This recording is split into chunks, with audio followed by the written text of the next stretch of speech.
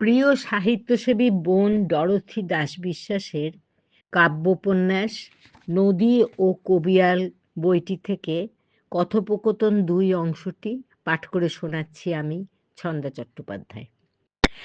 বাঁধনহারা রূপকথারা আধার স্রোতে ভাসে, বাতাস ছুঁয়ে দুঃখ নামে সহজ অবকাশে।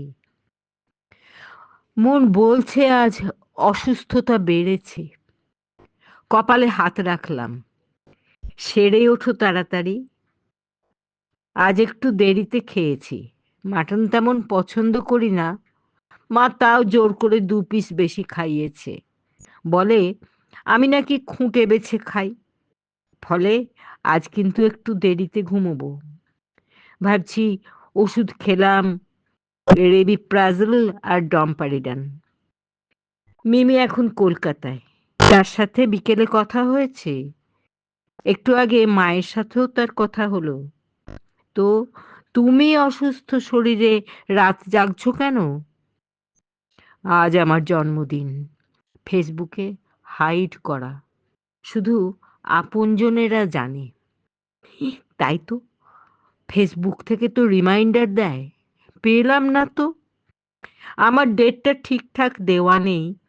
অ্যাকাউন্ট খুলবার সময় আমার ভাগ্নে ওর মতো করে দিয়েছিল, তাই ফেসবুক সেটাই জানে। বজ্রাসনে বসে আছি, মনের বিপক্ষে এমন কাজ আর করব না।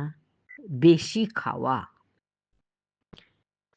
কি করবে বলো, মায়েরা খাওয়াতে যে ভালোবাসে। একা বসে আছো তো পাশে পাই কাকে?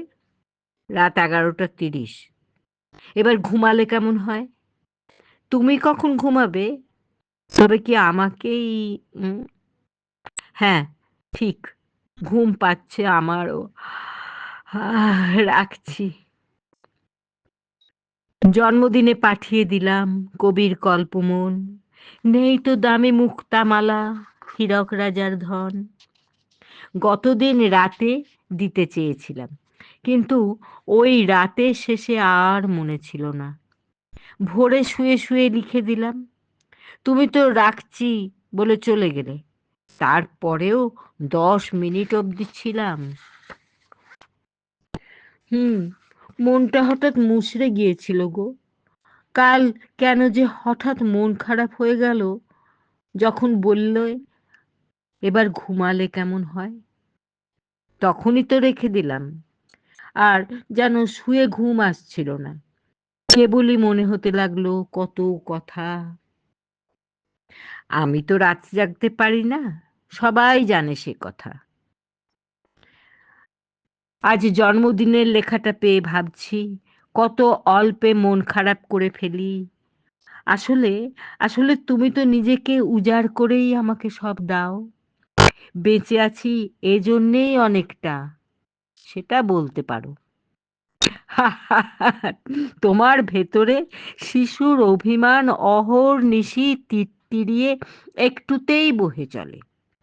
কতদিন তোমায় তেমন করে আদর করা হয়নি তো, তাই বলে এখন নয়। অমৃত পান করতে গেলে তার জন্য প্রস্তুতি প্রয়োজন। এই ভর দুপুরে কি হয়? রবীন্দ্রনাথ কি বলেছেন? ঠিক জায়গায় ঠিক কথাটি বলতে হয়, অর্থাৎ পরিবেশ গুণে কথা বললে সেটা মিষ্টি শোনায়। অতএব সন্ধ্যার স্বল্পালোকে, অথবা গভীর নিশীথে, অথবা গভীর নিশীথে। নমস্কার, ধন্যবাদ।